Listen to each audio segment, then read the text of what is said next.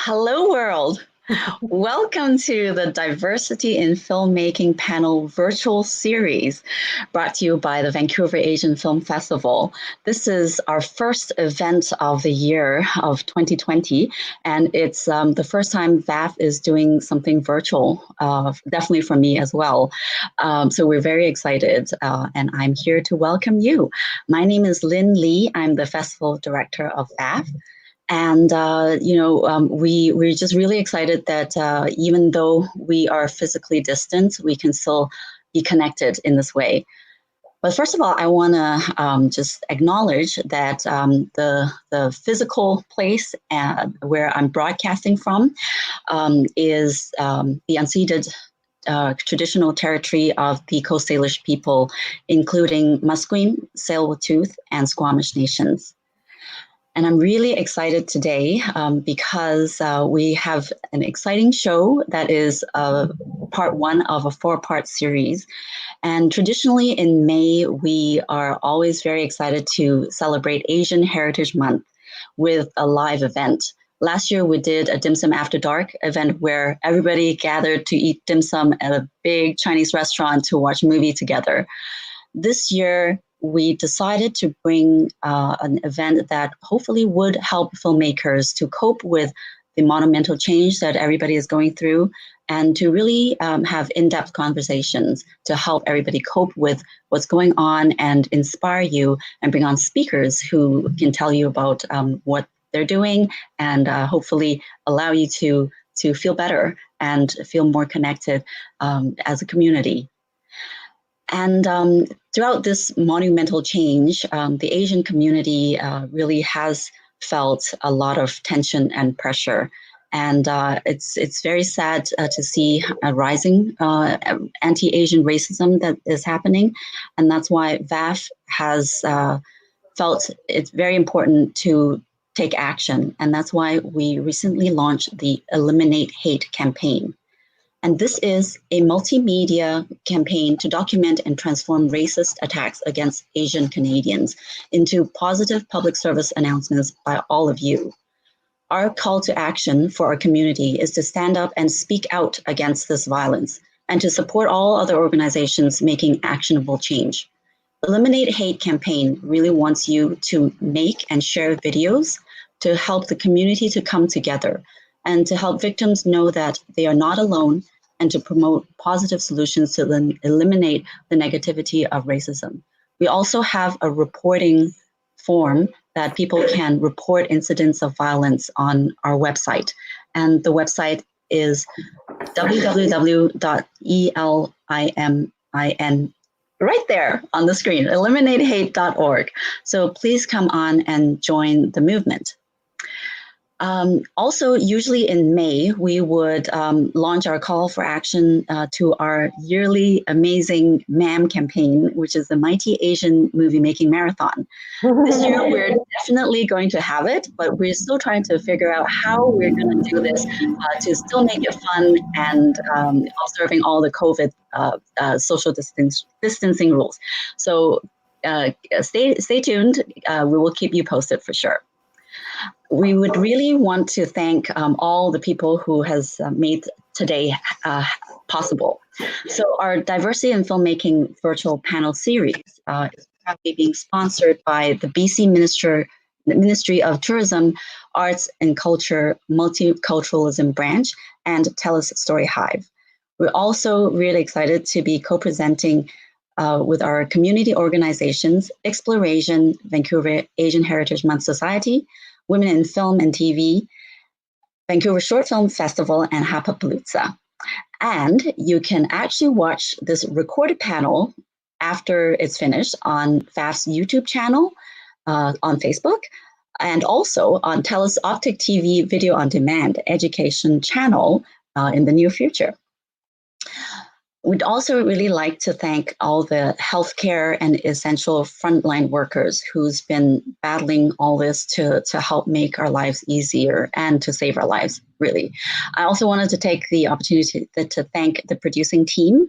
I'm one of the producers. Regina Leung is the other producer. We also have Joshua Lam as a new creative producer who joined Nach Dusli Mehta, who is our tech director today, and also Mayumi Yoshida, who is our moderator today, and Arnold Lim, who is helping us with our Victoria panel and who also be moderating in upcoming panels. So today we bring to you the first of 4 panels, which is addressing the current situation. Now, I'm sure I should stop talking because I'm sure all of you guys can't wait to hear from our special guests who really need no introduction. But I just wanted to highlight that our moderator, Mayumi Yoshida, is a really amazing, accomplished actor turned filmmaker, director, writer. And she's actually been collecting a lot of awards, which I really wanted to highlight, such as the Best Performance Award at FAF, and her directorial debut, Akashi, won Outstanding Writer at NBC Universal's Short Film Festival, and she is the best female director at VSFF, and she won a Matrix Award at Vancouver Women's in Film Festival, etc., etc. Our other special guests, our stars of today, need no introduction, but I'm sure you're extremely excited to hear from Mina Shum, a very accomplished, talented Canadian writer and director whose films we all know very well, including Double Happiness, Long Life, Happiness, Prosperity, Meditation Park. And Tzi Ma, who starred in Mina's latest film, Meditation Park, is someone we know very well on screen, who's most famous being the dad of a lot of incredible Asian daughters. You would have seen him in the latest Netflix movie by Alan Yang, Tiger Tail, and the movie that we all can't wait and don't know when we can ever see it, which is Mulan. So without further ado, I'd love to welcome our special guest and our moderator today, and I'll hand the panel over to you guys. Hi. Hey. Hello, here we are. This is so exciting. What's up?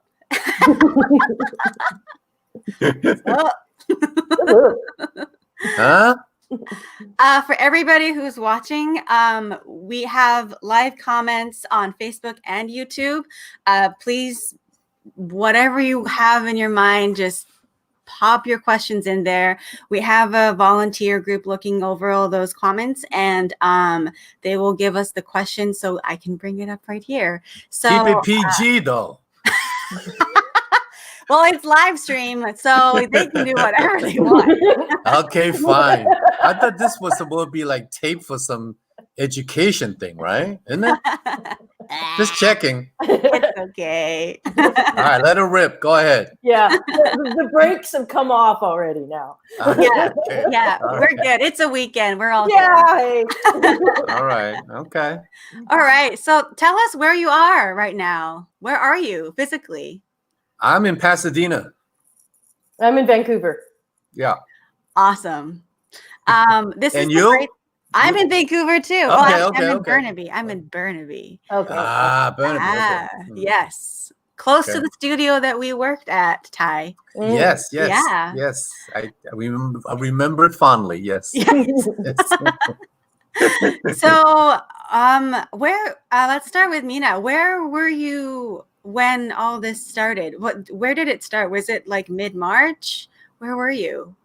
Well, I'll say that it has been around for a while, this threat for me, because I have a girlfriend, filmmaker Anne-Marie Fleming, who we all know. She was on top of it. And so she was angst-ridden and inmittently stressed. And it was because I could feel something. I didn't know what was going to happen. But I did go on vacation the day before they decided to quarantine anybody coming home for 2 weeks here in Canada. Wow. So I left on the 12th night.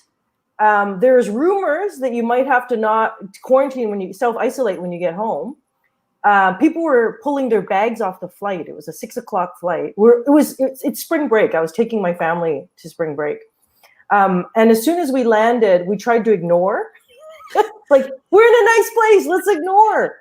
Where'd you guys go? We went to Kauai, which I've talked to you, Ty. You know I love that island, right? I've talked to you on the phone where I'm like, hey, I'm in Kauai. How's it going? So basically, once we landed, it became changed every single day to the point where on the Sunday, so this is like the 16th, we decided to switch our flight home. And I went to the airport and we went into TV making mode, action, get it done. So we were able to get a flight home because the day that we're supposed to fly home was the day before they had actually stopped all flights from this WestJet Airlines. So we were lucky. We got home on the 19th. But so I'm a bit behind in terms of how people are feeling about, because I had a week of sheer panic, right? Of sheer just like, get home.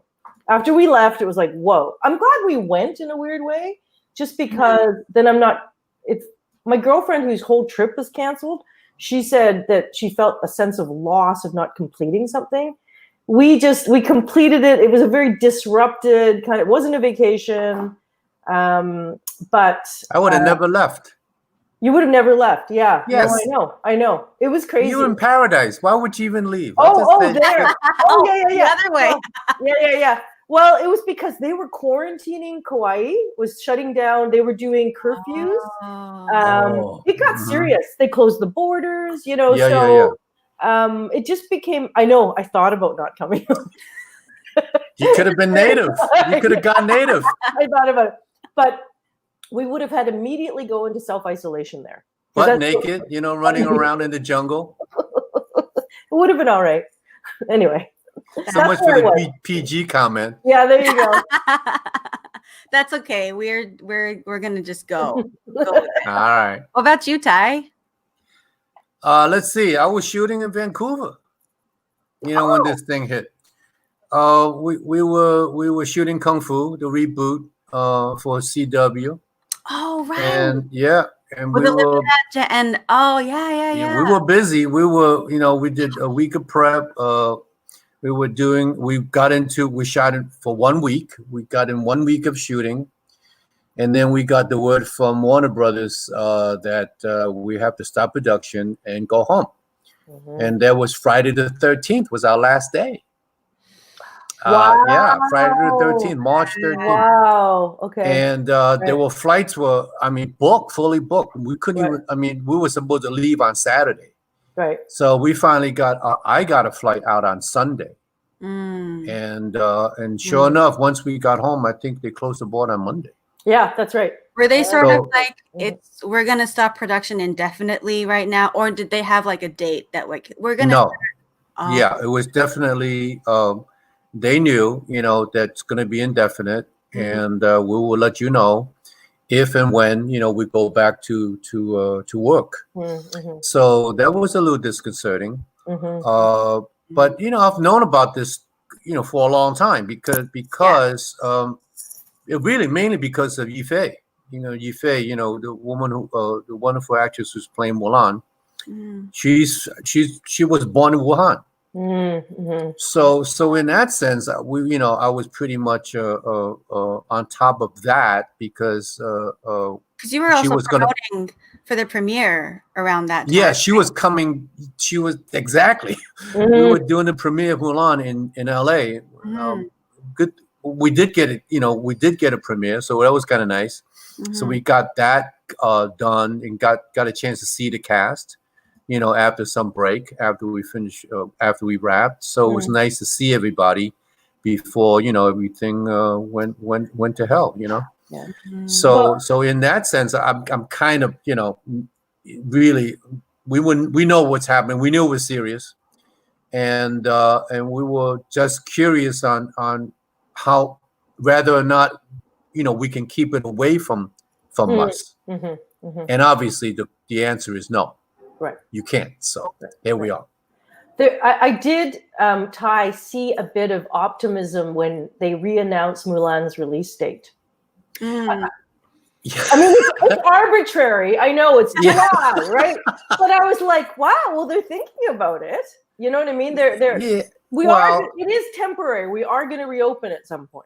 People will see your theaters. I mean,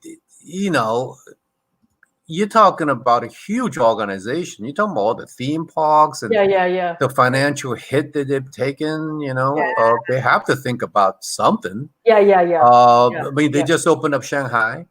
The Shanghai Disneyland. Oh, wow. They just opened, I think, yesterday. Wow. And the first day, completely booked, completely sold out.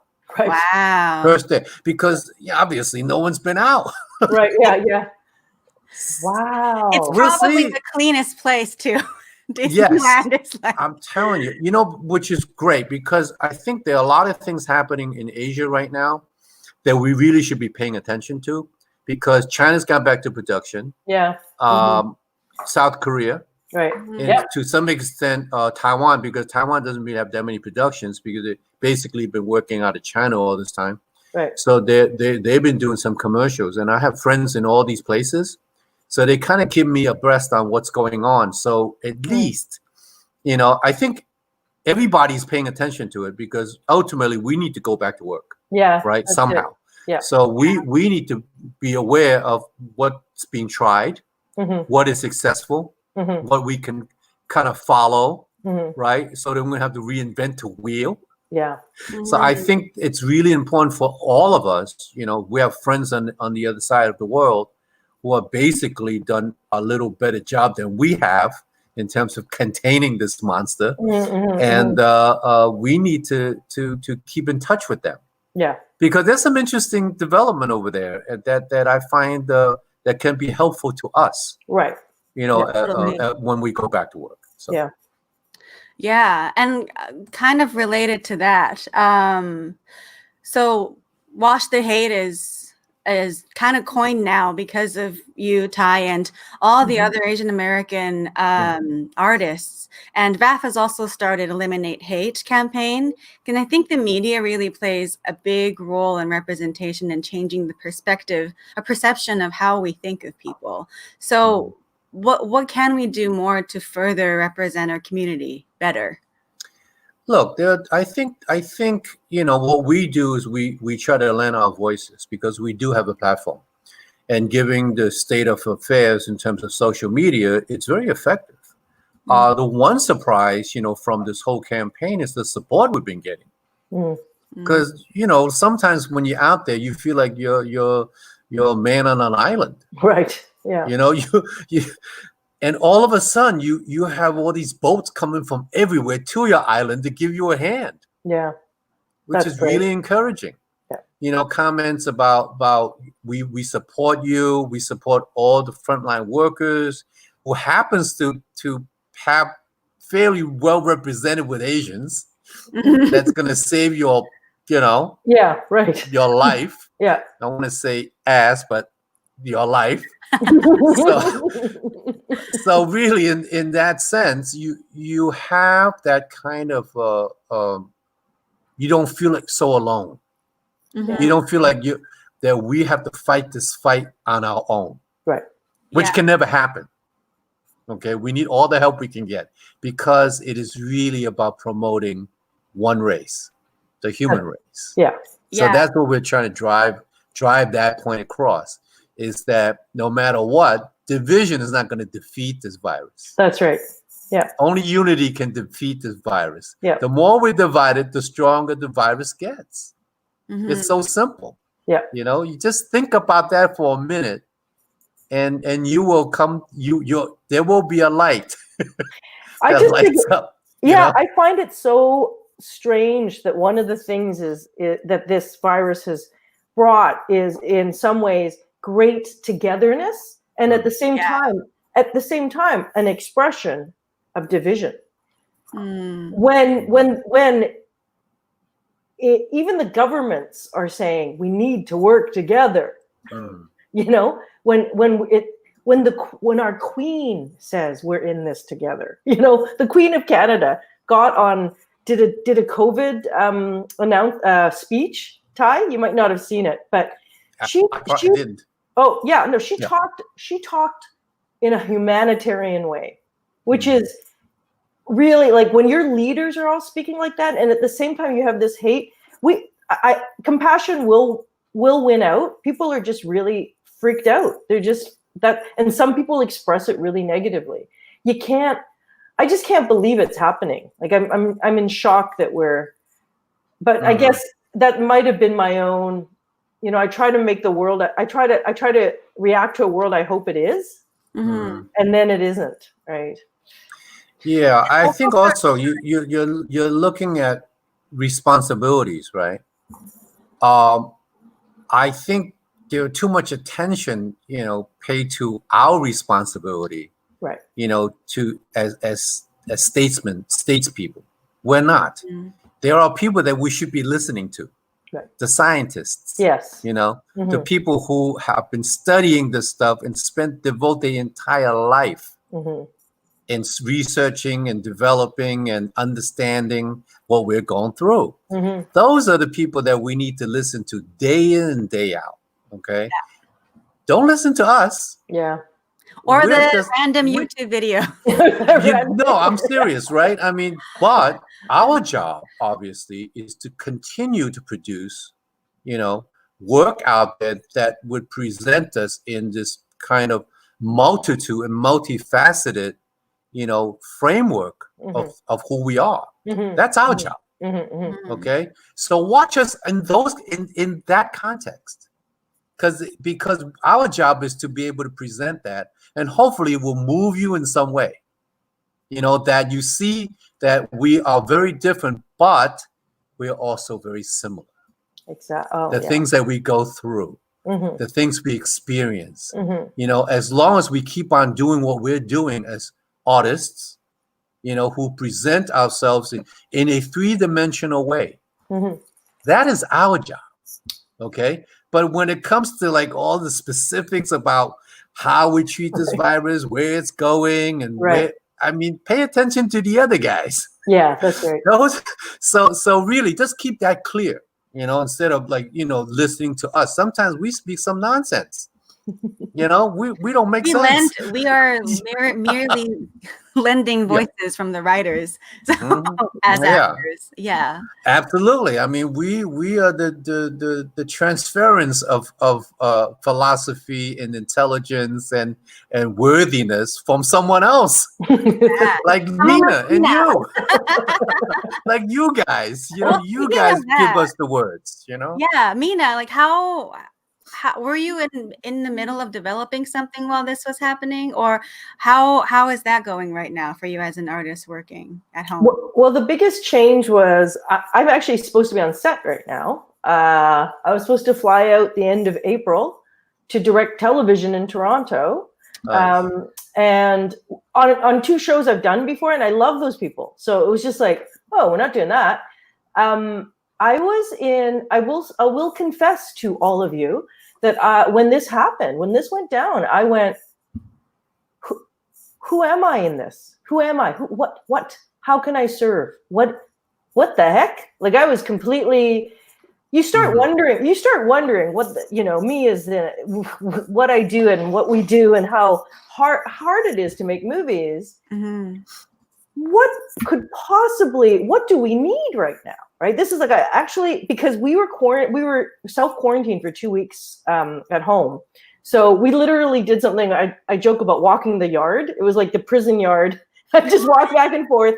But I actually was just like, just come home, arrive, and just think. And it dawned on me in one of my moments back and forth that all I can do is tell stories. And I have been in development on 2 projects that are still, like, we're still on schedule to finish the draft. One's in second draft, another one's in first draft.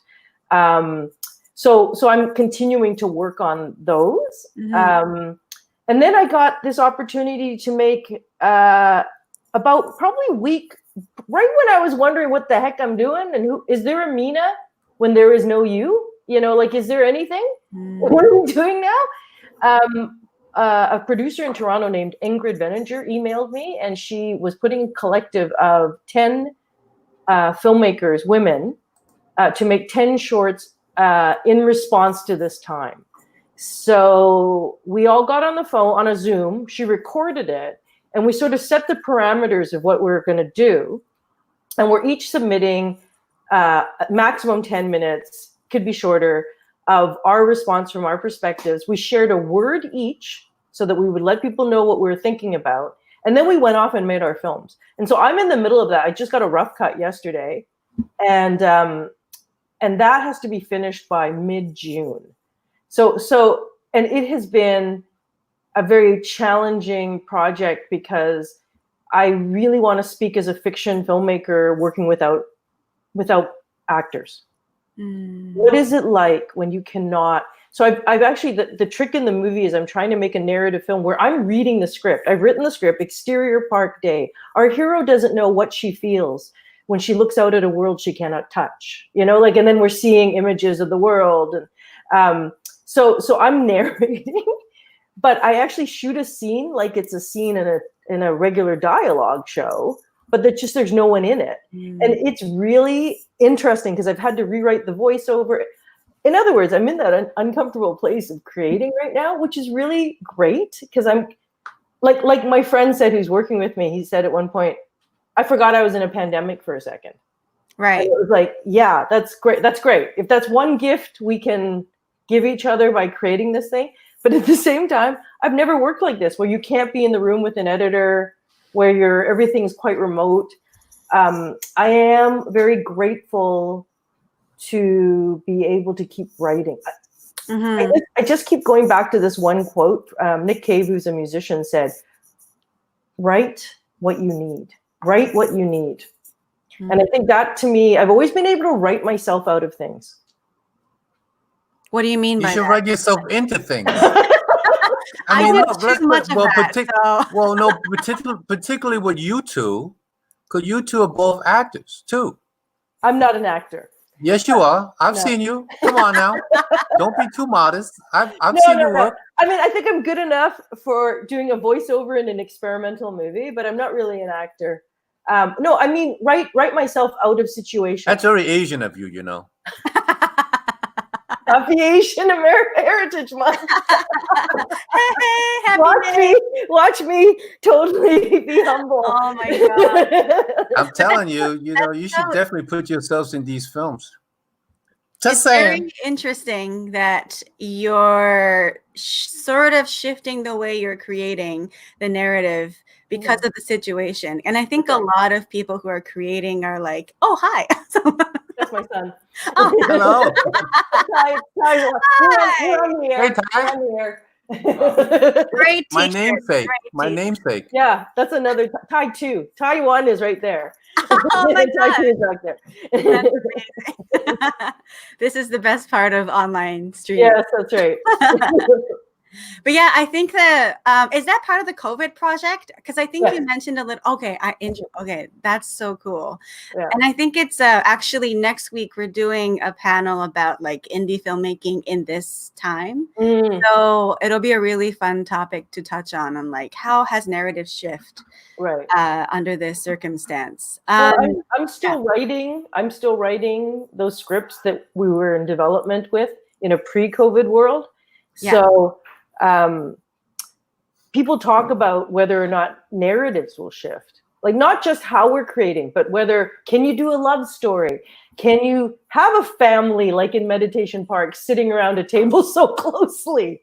What I mean? Like I'm just because they're talking for my work. They're saying right now the date is end of July. They're hoping to be able to work again. And I'm like, oh, are we never going to have this two people? Is it always going to be this two people talking this way? Because is that what are the physical distancing laws? What are But we have to, just like you said, if it's something we need, I think that's what we like to watch. And now more than ever, people are consuming a lot, like a lot of movies, a lot of TV series. So I think, a lot of people say that right now is a really great time to create your own work because people are, and I was just on a call with my managers and they were saying that like, people are developing. A lot of people are, which is really inspiring. Well, on the writing front, really, that hasn't stopped. No, really. On the writing front, people are writing. People are stockpiling.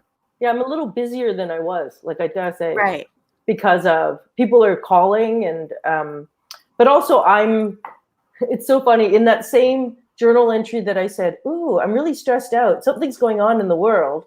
I also said I wanted to write something completely on my own again. Because I haven't done that. Like the 2 projects I have are co-writing projects I've hired other writers to work with me.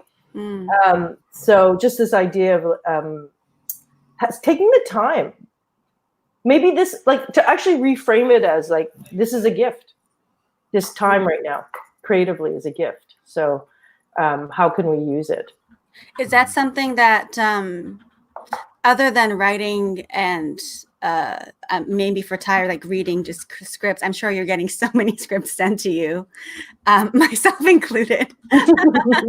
But like, is there something that you guys are doing outside of work that is creatively nourishing you, or just making yourself, like, what makes your day better?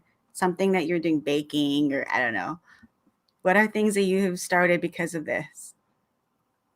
I haven't really had that much time, really, because I want to read some more scripts because I haven't had a chance to, because of what's been happening, with all the anti-Asian hate crime that's happening, and because Tiger Tail dropped on Netflix, so there were quite a bit of press, and all really, I want more time, for me, to read these scripts, so I can make some decisions.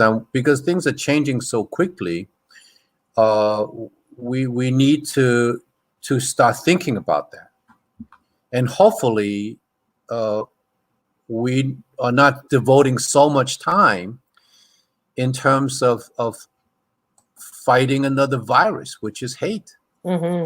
So I hope, of all hopes, that we can defeat that first, because the COVID's going to be that's a tough one. I mean, from what I understand, which I don't understand that much. But nonetheless, I think we need to pay attention, to. I mean, we're not mental health experts. This is all new. No one's ever gone through this. So even our experts are trying to figure out how it affects us in some way or another in isolation. I haven't had time to think about it personally, but I'm sure. I mean, I have friends who tell me that the first month was like a fog. Right. That there were no anchor there, because your normalcy is completely interrupted. And you don't know where to turn, and it's like, trying to navigate, a ship in the fog. You have no constellations to follow. So, but then people did say that they got used to it after the month of April. Right. You start to figure out some way. The new normal, yeah. Yes, some way to kind of be, a little more self-worthy, because after a while you don't know who you are in March and April. But at the end of April, people start to get a better grasp of what they have to do, in terms of being who you are. I think in time you need to kind of find yourself, right? You need to find your bearings and your post, where you are in relation to everything else. Yeah. So I find that routine has helped me quite a lot, but what's that? Routine work. Routine. Like, start work at 12 and then make sure you finish all the things by like 5 or 6. Oh, we lost Mina. Oh no. Where'd she go? Where'd she go? Wi-Fi. It's got to be a Wi-Fi thing. Well, just me and you, girl. I actually have lots of questions for you from people in the Q&A. So really? Maybe there's one for you, Ty. This is a lot, but one of them I have from Joel McCarthy. Okay. Mulan looks amazing. Really excited for it. Do you have any exciting stories from that set that Disney would allow you to share? Man, every day is an excitement on that set. How many days did you have on set? We've shot 6 months. Wow. So we were 6 months in New Zealand. I wasn't there all that time because I was shooting Tiger Tail and Wu Assassins at the same time. So I was in and out. But on the set, you really feel the excitement. You really feel that all the cast involved were very committed. Mm-hmm. All the extras were really committed. It looks extraordinary. Yeah, good. I'm glad. I think the effort will show. You know that it is something that you will want to see. And I think us being Asian, Canadian Asians, Asian Americans, it was kind of a global Asian thing. It's it's a celebration, which is why I think it's amazing that they're postponing the screening to actually have it at a theater next year, because this is a theater film. Yes, I mean it's definitely in an epic scope. The film is an epic film. It would be unfair, to see it on a small screen. I think it needs to be on the big screen, and I think it needs to be shared, in not in isolation. Yeah, it's related a different to your work last year, well, and the year before, I guess. I love your bio. Let me just read it again because it's so amazing. You wrote, Tzi Ma is a Canadian American actor who's known for many amazing screen daughters. He is also most likely a record holder for working with the most women writer directors within 1 year. 4. It's like, yes. First of all, how amazing that you got that kind of like a very colorful year and all very different films. And I want to ask, like, for each female director that you worked with, what are some like great characteristics that you took away from each set? Man, I wish Mina was on here with us because she started the whole thing. She's the one who started. That was the first. That was the beginning. There she is. There she is. Okay. What happened to you? Computer. Where'd you go? Wi-Fi just cut out. I think because too many family members are playing suddenly. Everybody was on the Wi-Fi, and I see. Anyway. So anyway, we were getting into this question about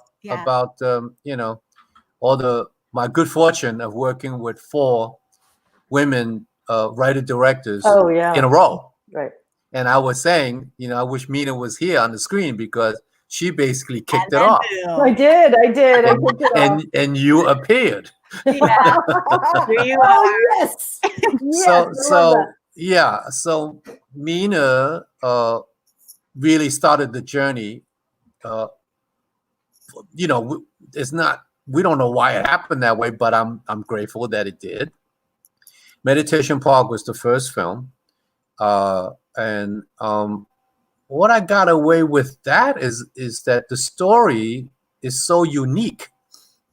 And it's about a coming of age. For me, I believe it was coming of age for a woman who's in her 60s. And I mean, first of all, not too many people are going to talk about women in their 60s to begin with. Right. So that in itself is a triumph. Okay. And to work with Mina and Pepe and Sandra, extraordinary women warriors in our industry. So that kicked it off. That was the first stage of the 3-stage rocket that took me to another atmosphere. Yeah. And the fact that people enjoy the film was another very gratifying happening. I mean, obviously, the fact that people seeing it is really because Mina, about independent films. Sometimes you don't get the time of day. No, nobody ever gets to see all these wonderful work, and there are some wonderful independent films out there no one's ever seen. That's right. Okay. Yeah. So the fact that people saw it, we're very happy about it. And we're working with Mina. Obviously, it's easy because we're friends. We know each other. So the atmosphere. Yeah, go ahead. It's not just that, Ty. It's that it's not just that we're friends. It's that we also had a background of working, like we've trained. You were trained in theater. I trained in theater. We were two Asians training in theater when there was nobody else in the class. Right? And so, but that, like when we all did the rehearsals for Meditation Park, we had half a day. But boy, it was just, I actually came home and I said to my partner, I could die happy just having done the rehearsal. Like it was just, it's very gratifying just to work with others who have worked as hard to hone their craft. He is a master craftsman. Everybody says it. You're you're the real deal, as they say. Thank you. So that brought, you know what, I think I could not have dreamt for a more complex, caring, affable, devilish performance. You were fantastic as Bing, really. I mean, I couldn't have, you know, there's writing it and then there's wow. So. See, that's why I like to work with women. You see, they give you all these names. They talk nice about you. Your relationship shows in the film, because I was listening to the podcast of Mina's interview, and you mentioned how like you and Ty had a conversation, and Ty said, "So am I an asshole?" Yeah. And then Mina was like, "No, he's," and it shows in the movie how like your perspective of who this man is, it fits perfectly with Ty's personality and right. And his energy. Just he's just so loving that even though he's not doing the most preferable deed, you just kind of root for him. You root for both sides, and that's great drama. Yes, like that tug of war of Bing being a character that we love. Oh, we're not totally behind him for his actions. That uncomfortableness for the audience, that's gold. Like that's when people shift. That's when lives are changed, is when you're watching. Like, have you seen the film Shoplifter? Yes. Right? Shoplifter? You know how at the end of that movie, you're just like, I don't know if I side with the parents or the government. Like, this is such a difficult. Real mom, the other mom, like, what is that? Yeah. Love that. That to me is why we go to the theater, or to be transformed in that way. To go, I love being, I love being. Yeah. But that's from the right. But that's from the writing. That's from the writing, because you know you can't. I mean, it ain't on the page. It ain't on the stage. It's very simple. You fill in. You fill it out. Yeah. But you gotta have something to start with. Right. So when these things are not flushed out three-dimensionally, on the page, then it becomes a discussion. In independent filmmaking, there is no time for that discussion. Right. You're shooting Mulan, you have time to discuss that. Right. Because it's a 6-month shoot. Wow. We had 20 days. Wow. You know what I'm saying? So you know. Zealand? Were you in New Zealand the whole time? No, I can't, because I was telling Mayumi I was shooting Wu Assassins and Tiger Tail at the same time. So I was not there all that time. So really, if it's not written that way, that's what you're going to get, because independent film, there is no time to kind of, let's spend time to explore. Right. No. Sorry, 12-hour day. We got to get it done. Hello. Yeah. Okay. So, I mean, really, that and the farewell is the same way. Right. If it's not written on the page, there's no way for us to do it. Right. You know, you can study, you can add whatever you need to add, and you can rehearse, you have great chemistry with your cast. It's not going to happen because the page is not on the page. That's with the writing. So the writing is key, is crucial. You know, for actors who are lucky enough to work on a good script, count your blessings, man. Because a lot of times you have to work a lot harder. Right. Yeah. Because good scripts are really hard to come by. Yeah, I know. So that's when you count your blessings, that the scripts that you're working on is good. So there. Right. So we're at Q&A time now. There's a lot of questions. Right here. I don't know which one to start with. Okay, so Jay Memorial doesn't. Oh, I know this person from Twitter. They're just great supporters of Asian community. Really appreciate all your quality work. Are there any projects you are not going to be able to save because of the virus and the studio shutdowns? Well, time will tell. Yeah. I was supposed to shoot 2 films right after the pilot of Kung Fu. I think Kung Fu will probably continue. At least we're going to finish the pilot because they already started. So then we've gotten a lot of stuff in the can. So I think that probably will happen. At least to its fruition, right? Yeah. I was supposed to do a film for Netflix called Rebel Ridge that's been postponed till next March. Right. Wow. Who knows? Man, that's a long way from now. Yeah. When were you supposed to start? I think April. Yeah. Oh, We were supposed to shoot in April in New Orleans. Right. Wow. One of the epicenters. Wow. So that's out. Okay. Right. And then I was supposed to shoot a film in Cambodia called Hunters in the Dark. It's an adaptation of a novel. But that's a European production, so maybe their thing is a little different. Because from what I understand, I mean, Mina's understanding is that we will start up in July, and I'm hearing words in October. Yeah, that's what I'm hearing. Yeah, I think you're more correct. I like that because we're. I know I like a little carrot dangling in front of me, so I'm happy that. The creators of Mulan said July, that my producers are going, you'll be on set end of July. But the truth is sort of trying to negotiate the work.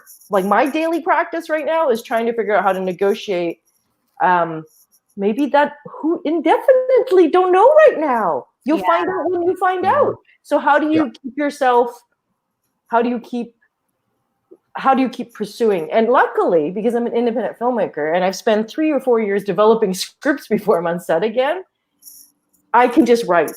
I just write. Yeah. Right. Yeah. Another question is, how important is Umeko Jun-san? How important is distraction versus direct address of reality in times of pandemic? Address. As storytellers. I think, you have to have a purpose.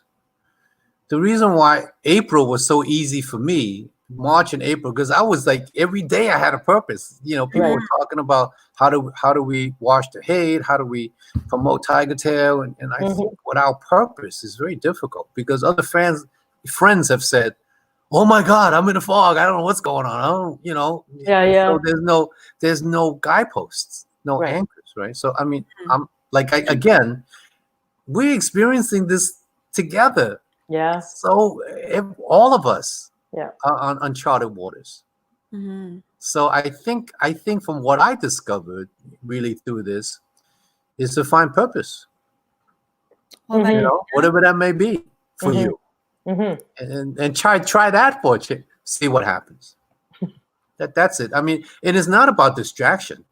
I mean, you can distract yourself, obviously, but you also want to be, a little bit more contributing in some way, right? So I think, to find purpose is a good way of conquering it as opposed to distraction. Yeah, I am. The little boy Tai 2 that you saw. He does dojo, which is he's training in martial arts, and so they do Zoom. And the first class after the whole thing went down and the kids got together again with the teacher said activity plus faith plus hope. That will lead to mentally being able to get through this. So whatever, I like that idea, activity, whatever that is. Some days it's going to be cleaning out your closets. Other days it's going to be me rewriting that script because we have to record the voiceover tomorrow. Like I like having a purpose, like you said, whatever it is, whatever that focus is that I got to focus in on, then suddenly I'm feel like I have a purpose, and also I am distracted in a way. It's a very because you're writing, you're doing something else. So I really like that, that they added hope there too, because without that, it's really hard to go on. Oh yeah, doubting yourself that but this might not mean anything. What's the point? Yeah. You gotta believe that we're gonna get through this. We will come out of this. Yeah, and to know it's temporary, which all of life is, right? I mean, that's the hard part on a deeper level, just accepting true temporariness, right? So to look at this time, I think a little bit like a gift of what do you want to give? Give whatever you got. Sing the song just to sing the song. I think we've sort of answered Duncan's question too, whereas what are you doing to stay sane while you're stuck at home? The next one, I like this. Stephen Park, who's actually a acting coach in Toronto. Have you discovered anything new in the way that you are working in a quarantine that you will continue with post-quarantine?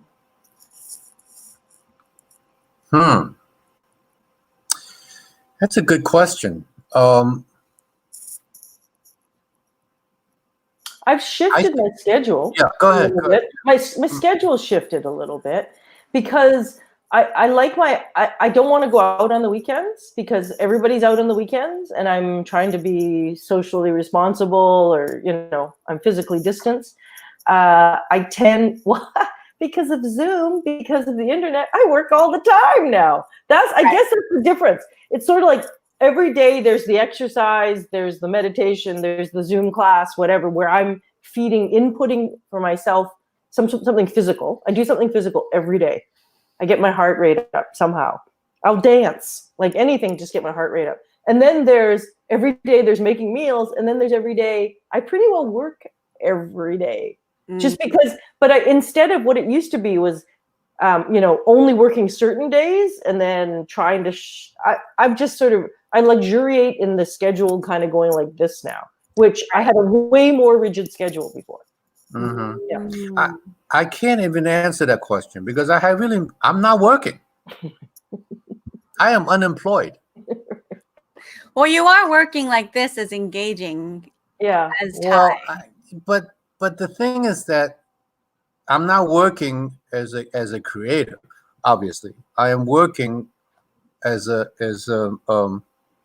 more of an activist now than working in what I do.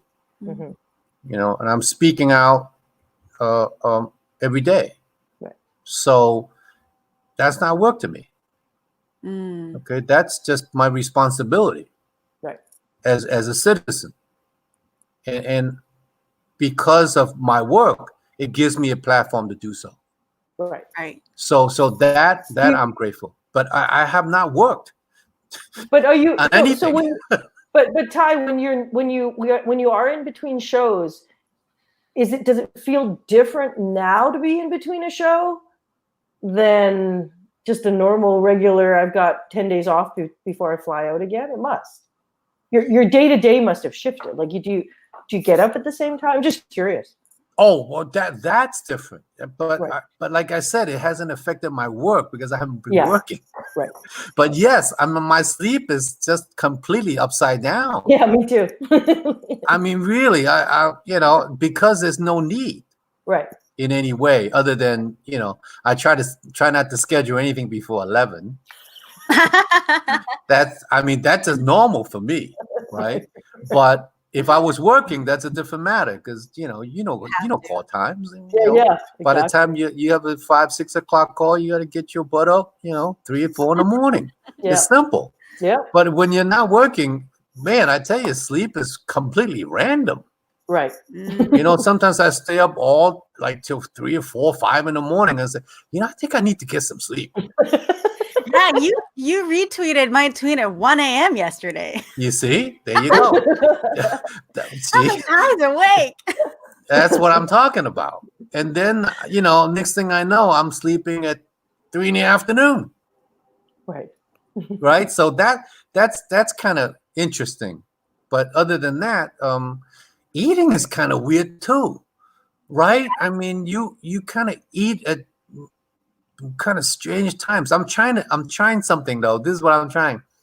I'm trying to fast, those intermittent fasting, like 16 hours not eating and eating 8 hours. Yeah. That's kind of working out okay. Yeah, I did that, Ty. I did the same thing at the beginning of the year. You see, we're much more alike than different. You see, that's my point. No, it's great. I like it. That's a great routine. Like actually setting time in your day. It just feels like you can get your day done. Yeah. I don't know. Like one of the things that anchors me to go to bed at night is I make a list of my day tomorrow. However, it could say on it like, yoga class, go get some yeast for bread making, whatever it is, just to make a list so that there's a target tomorrow. I feel so unanchored by, because when you're writing, like I don't see that many people when you're just being a writer anyway. It's not like being on set, right? Mm-hmm. So all those little markers, like having lunch with a friend, or those are all gone, right? So I need something. So even if it's as simple as I don't know, like go cut the lawn or something, I'll write it down. It gives me a sense of accomplishment when I mark it off. I have a question. That's the difference between writers. Writers are more disciplined. You see. You know how I don't know how you do it, Mayumi. You probably kind of flip back on and off and whatever. You're probably schizophrenic about, who you are. But actors we're pretty random in a lot of ways. Right. We don't have to like set a schedule, unless this schedule is forced upon you, like a call sheet. Yeah, where's my AD? Right. I need my AD. Exactly. Anyway. There's a question for Ty. Joni Jang. Loved your performance in Tiger Tail. Amazing movie. Question for you. Did you relate with your character in any way? No, I don't. But I do have someone who modeled this character after. It was my brother. And this was Grover's experience, was his experience. And I dedicated this film to him. Wow, because he has made many sacrifices for our family, so I need to pay tribute to him, and that's what I did. Grover's not a unique guy, in a lot of ways. A lot of immigrant immigrant families, FOBs coming from the other side of the world. They made a lot of sacrifices. They give up a lot, to make sure the family survives. And my brother happens to be one of them. And I believe that from all the feedback from people who have screened the film, they really feel that. They said, finally, someone is telling the story of my father, and what they have to go through, the sacrifices they've made, because they're fairly silent about these things. They don't come sit down and say, "You kid, sit down. I'm going to tell you how much I sacrificed." Right. That doesn't happen. Yeah. Did I tell you about when I could dance and smoke cigarettes? Yes. You know what I'm saying? Yeah. No, you're right. So So to answer that question, yes, I patterned that character and definitely dedicated that Tiger Tail to my brother. I just love that his name was Grover. Yeah, me too. Don't you love that? Oh, I remember I read the synopsis and I screamed to my family, Ty's character's name is Grover. Yes. So that attracted me as well. You see how important writing is? Oh, yeah. Just one word, just the name. Yeah. I'm telling you, I that's my same reaction, Mina. Same thing. Right. Mm-hmm. We have another one. Mina, I'm a big fan of your work. As a young Asian filmmaker, I sometimes feel pressure to make films that are considered Asian enough. I feel that my films are my voice and story, so is inherently Asian. Is this something you have experienced? And if so, how have you dealt with this? I have spent most of my life trying not to be concerned about how other people see me, or what I should do. I try very hard to stay true to the inner voice And it might lead me to something that is deemed more Asian or less Asian, or, geez, is Mina Shum Asian? Like, who knows, right? For me as an artist to stay true, I cannot listen to the dissonance too much, or else I'd start serving another voice. So I do know that I believe in certain things. It's very important right now for me to put people of color in lead roles or on the screen in general. Like the television shows I've been shooting, one of the great things, and the company that I work with, they're also open to this, is just like taking all those 2 or 3 days people, you know, those smaller parts. I'm casting them. I'm going, why can't this person be of color? Oh, how come this Chinese character has to have an accent? Oh, they don't. Great. So then I'll shoot them without an accent. They get to be more authentic. Their character comes across better. There's more. The scope of what it means to be a person of color, the representation broadens, right? So I mean, I'm very motivated, but at the same time, I'm not really going to listen to what I kind of do. The thing of write what you need. What do I see right now? How do I respond? And if I can't do that, it just is crazy making. So I just, I mean, it labels my whole life, right? I think also, you know, there's a certain amount of layering on top of things. I think when you write something, you know, you're telling a story, and whatever that story may be, we can't change this. No matter what you do to us, you write a character, write a really good character. You put this face on it, it becomes an Asian character. So write a good character. Don't worry about this. Yeah, exactly. Well, once you put us in it, it becomes this. That's right. Yeah. Right. So really, that's a template. You know what I'm saying? So for me, I've always did my work that way. I always look at the character first. What's the character of this journey? You know, what is their journey? I'm not looking at their cultural influence. I'm not looking at their ethnicity, because I do get offers of roles that are not ethno-specific. You know, I mean, on Bosch, I played this, you know, retired captain that's part of their novel, you know, named Brent, you know, something or other. I can't remember his last name, but nonetheless, you still, the fact that the show's creator decided to cast this in that role, it just became an Asian role. Right. So really, the first thing your journey as an actor is to find the character, what their journey is, what are they doing, what are they going through, and then it's another layer, the fact that you're in it, that you're portraying this character. Now you're talking about, okay, where's the subtext in terms of this face being placed on that character? That's the next step. That's right. Yeah. As opposed to think about the character first, as opposed to the cultural context. Yeah. Although the cultural context is going to definitely affect backstory. Yes, so absolutely. It will character. Yeah. But I think first, think character.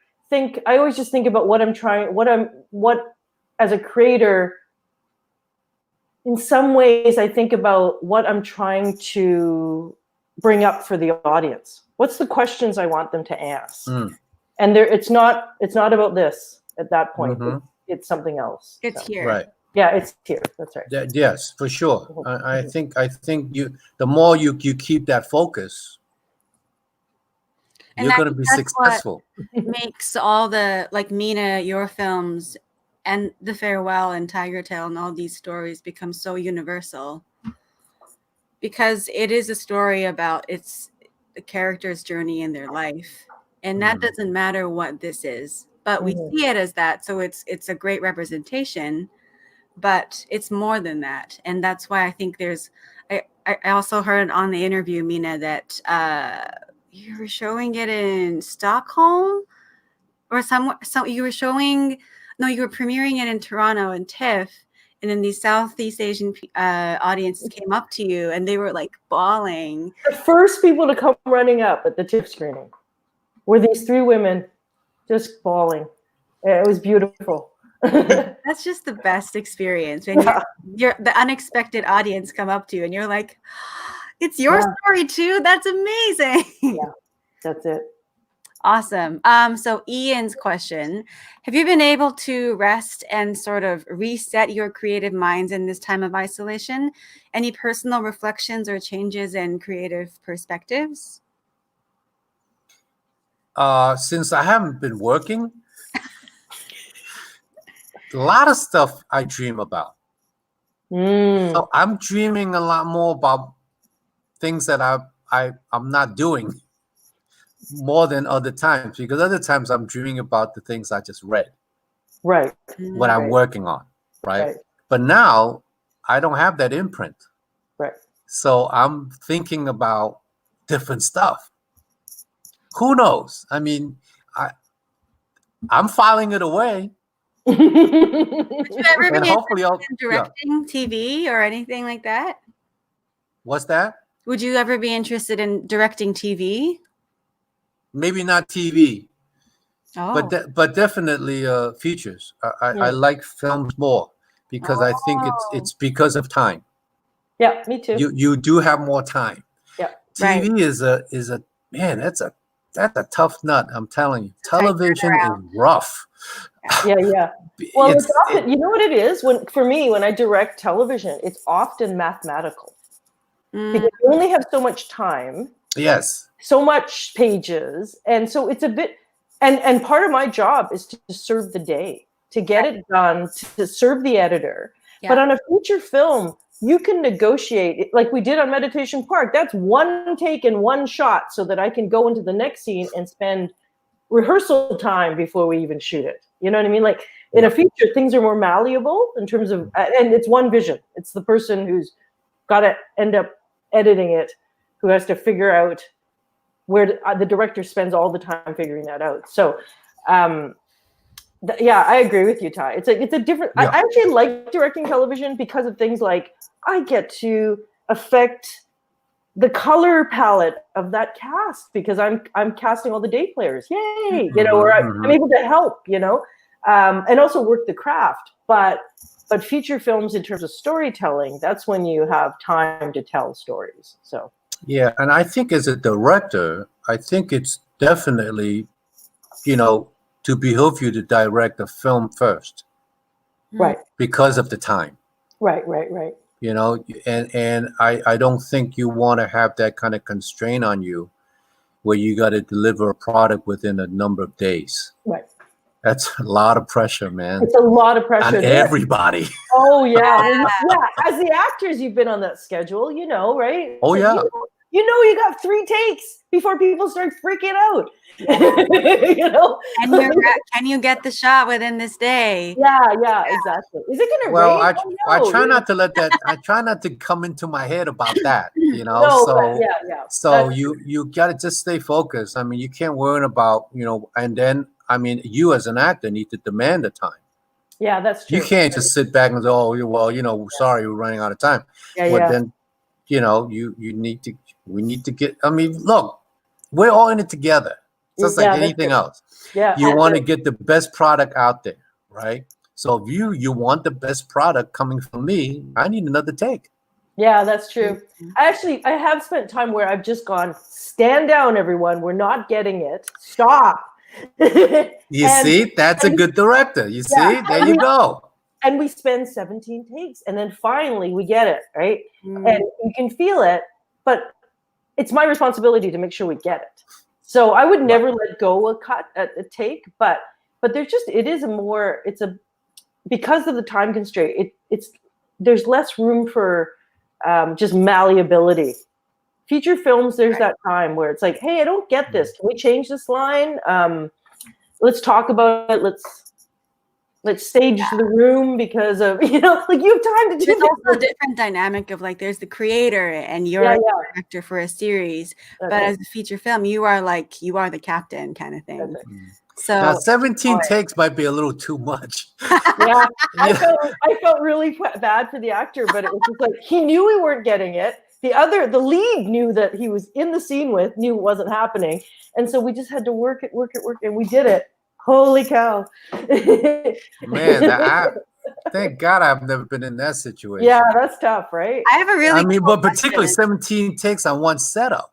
On one setup. It was the tag for the end of the scene, and he just wasn't nailing the attitude. Oh, so he was trying man. everything, right? And he was the end. And you know that the way television is, right? You just you tag it out, and he wasn't doing it. It was really funny. Anyway, but he did it. You'll never know. Yeah, of course. That's your job. Yeah, to protect us. Yeah. I have a question from Little Ree. Did you discover something about yourself during the quarantine, bad or good? I've discovered I'm more patient than I give myself credit for. Oh, yeah. I always thought of myself as a really impatient guy. Man, if things don't happen within 10 seconds, I'm up out of the seat. I'm like going. But I've discovered I have more patience than I give myself credit for. That I'm very happy about. Right.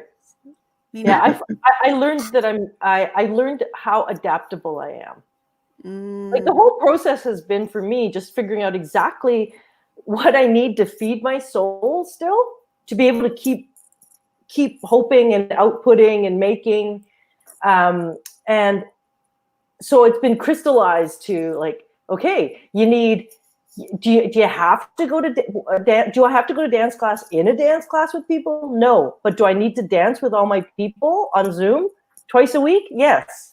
You know, like I just figure out I'm calibrating. And that's the funny thing too. It's like one of the classes is at 10 a.m. on a Wednesday, but I shape my work schedule around it so that I can get that hit because I need to get, and also, yeah, how adaptable I am. I'm also really grateful. This is terrible, but I'm so grateful that I'm not quarantining as a 20-year-old Mina when all she could make was instant noodles. Like I can cook now. I can cook pretty good. So I'm not, like I'm really grateful for that. Me too. I feel like in the last month and a half, me and my partner have like our recipe or like our dishes have been so much more variety. Like it's been fun to just cook every day. Yeah. Okay, next question. Bob Woolsey. He's a writer. He's amazing. What was your biggest aha moment in your work? A time where you really discovered a great secret about your craft that you've always held on to since? I will never tell you. Because then the magic's out of the bottle. Right. So that's why it's really hard. A lot of times, we do get to these interviews. Well, how did you come about, develop this character? You sit there and go, do I really want to tell you how I got there? I think the important thing is really for you to discover that, right? But for the sake of this particular incident, I think the most important thing that I've discovered is no. I'm going to tell you, Bob. Don't go away. Don't be patient. You see, I learned that, right? I think is to not get ahead of yourself when you're doing something in a scene. It's deep. You really don't get ahead of yourself. And pay attention to the guy who's doing your scene with. Really pay attention. I think those are the two things that I all of a sudden one day I was doing this scene and it dawned on me that really felt good. No matter what, the more you do in terms of how to read your internal reactions, keep on developing that. Keep on developing it. That's your most gifted tool that you can ever have, is who you are. what you know. Get those receptacles open. Keep it open. It's gonna help you in the very, very long run. Mina? Bob. Well, I think of the times when, I mean, my aha moments, because when you write a movie, you write it a million times before it becomes, and then you shoot it, and it's, by the time you're seeing it, it's gone through so many iterations, right? But it's that moment when you go, I have an idea for something, which means every time you make a project, whether it's writing or singing or whatever you're doing that's creative, what you're doing is essentially creating yourself a problem.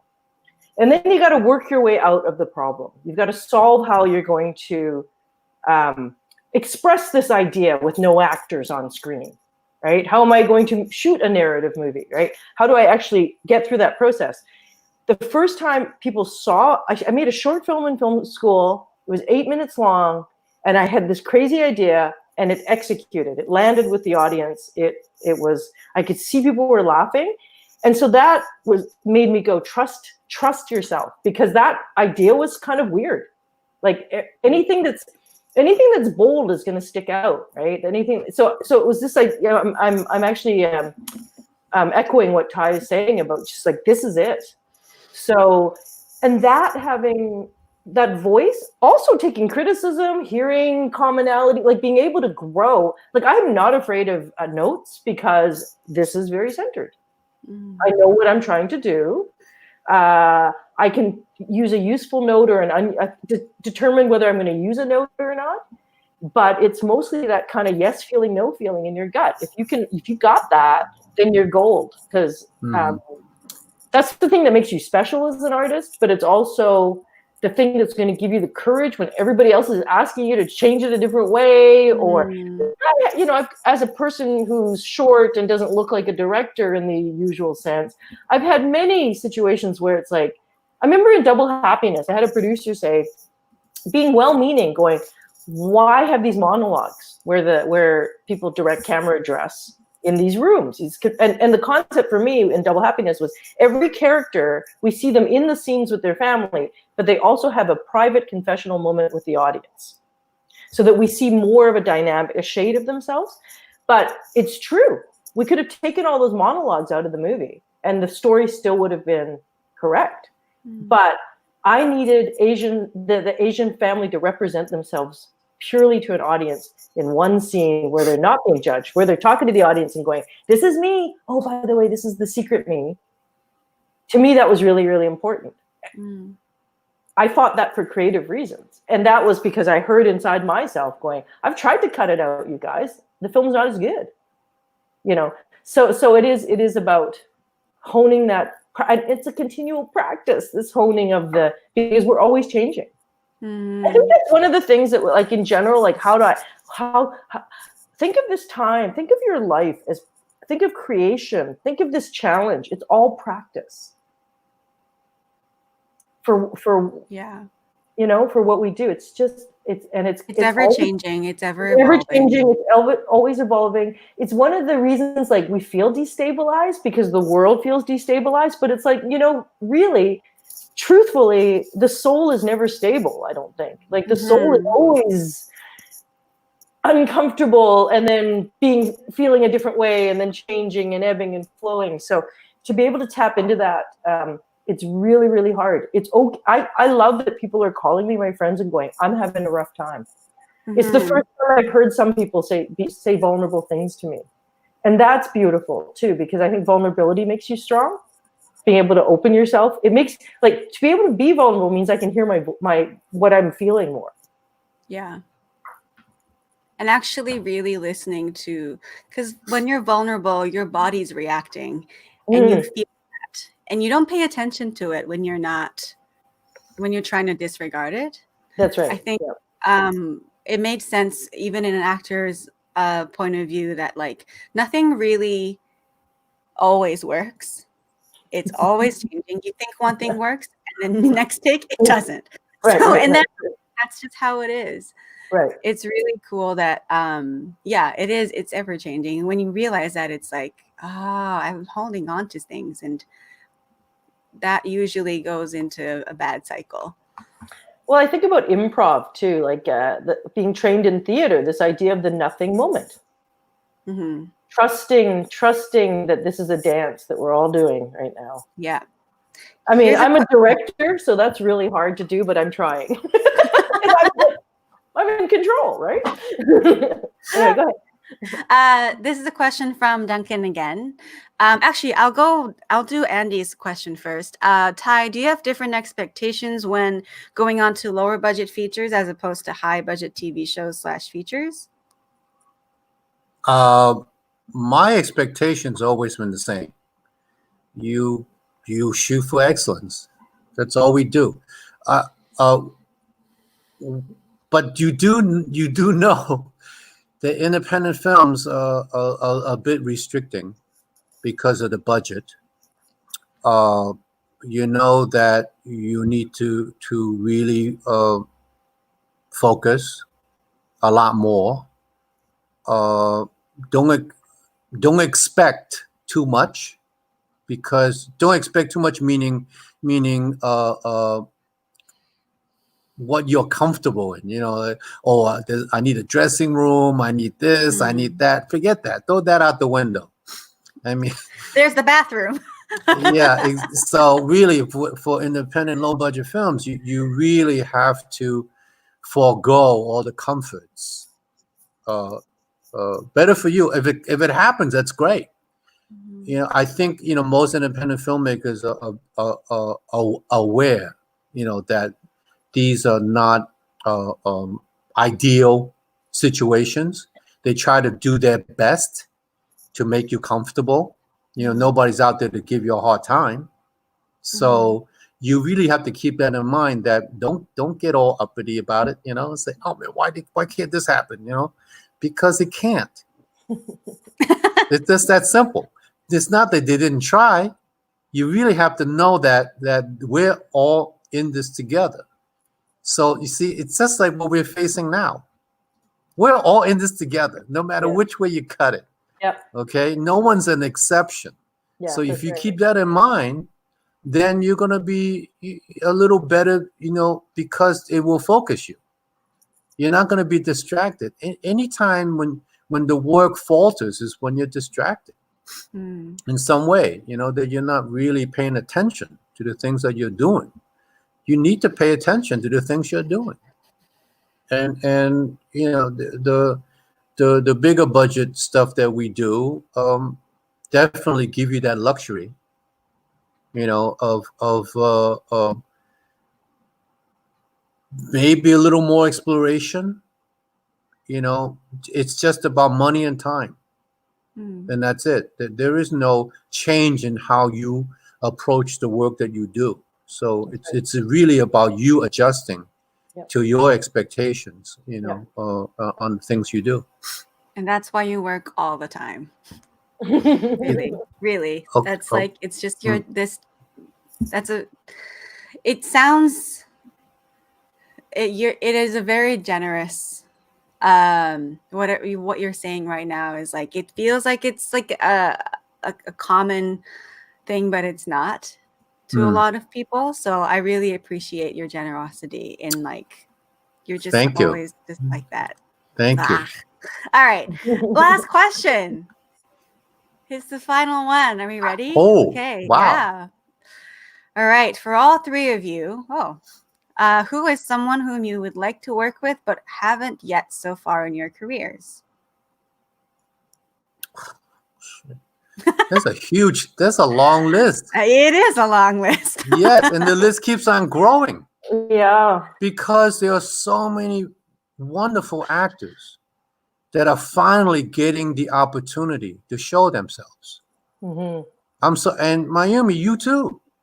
I love to work with you on the same screen instead of behind the camera. I was just going to say, both of you. You know what I'm saying? Well, you know, Mina, I'll work with you anytime, obviously. You know that. I'm just trying to get it happening so we're on set together again, Ty. Yeah, there you go. This is my modus operandi. Yeah, I mean, there's so many. I am so with this Kung Fu cast. Right. I don't know any of them. Right. Right. And for the first time, I'm thrown into this mix with really exciting young actors coming up. I am thrilled, and I'm excited. So more and more, and you know, knock on wood. That's right. That's right. I get to work with all you all. Yeah, exactly. Amazing. What about you, Mina? Do you have? I know we were like just loving each other. It's a love fest. It's a love fest. No, I can't. I just like working with great talent. So it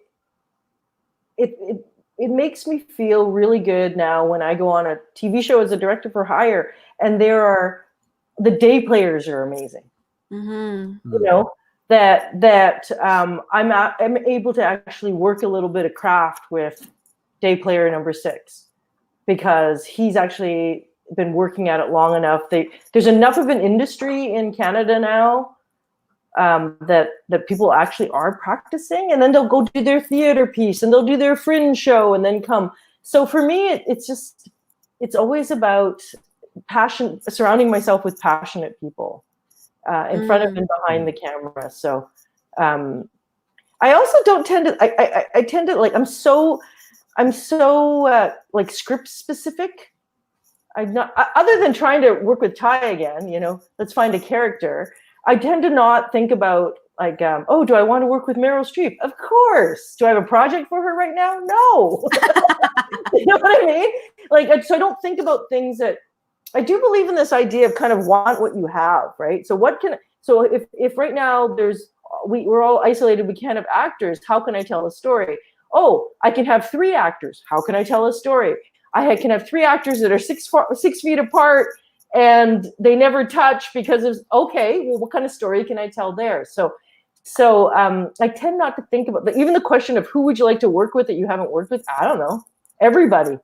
Like that's I don't have, I'm more concerned about getting the story told by any means necessary. Right? So yeah, I feel like I feel like every time you make a film crew, it becomes a family. Oh, of course. So I can't wait with the long list of people I would love to work in the future. I want to do it with the people that I'm making right now. So that it's like a combination of like old and new. So it's not, I feel like that I always want to keep that family feel, because it is, I come from a theater background too. So it's like the theater company feel just gives me comfort. Well, you know, me too. Like I went on a big TV show I shot this show called October Faction, and I was the middle director in the series. It was the first season. And I was like, I want to bring the whole team together. We've got this huge arc that we're doing with the other actors that are coming in with the story. And we spent a morning playing and rehearsing. And then I took a photo and I said, this is October Faction, company number 2019, you know, like that was that company feel. It made it doing that was super awesome for when we finally got on set and had That's amazing. Yeah, it's like it was like a couple hours in the afternoon, but we all connected a little bit better. So I totally hear what you're saying in terms of like, I also tend to work with the same people over and over again. As you know. It's a shorthand. It's also all, you know, you sort of find your film family and you become your family. Totally. Yeah. Well, we are at 3:30. Oh, wow. This was really, really amazing. I think I have to wrap it up. I know there's several questions here. I'm so sorry. I wish we could go on, but we should go enjoy the sun too. So thank you so much, Ty and Mina. I just want to address some closing things, but anything you guys want to say that's like you feel like you haven't said? We need another 3 hours. Thank you so much for sharing the time, everybody, all the people out there, whoever's watching You guys thank are you for tuning in, listening to our banter, and, thank you. It's fun. Next time we'll have beer. I mean, I'm more of a wine person, but yeah. We'll do it. It'll be great. Thank Sounds you so good. much, you two. All right. Thank you. Stay Bye. healthy. Keep safe. Thank you. Yeah, Yes, bye-bye. yes. Awesome. So, wow, that went by so fast. If you enjoyed what you just saw, please tell all your friends, because this is going on for this whole month in May as part of the Asian Heritage Month, every Saturday at 2 p.m. Please tweet, Instagram us at VAF Vancouver, hashtag VAFF, hashtag DIF 2020. We're entirely organized and produced by a group of dedicated volunteers. So thank you so much to them. Also, so next panel. So exciting. So please sign up the next panel, which is happening next Saturday, May 16th, 2020 at 2 p.m. The topic is practical filmmaking.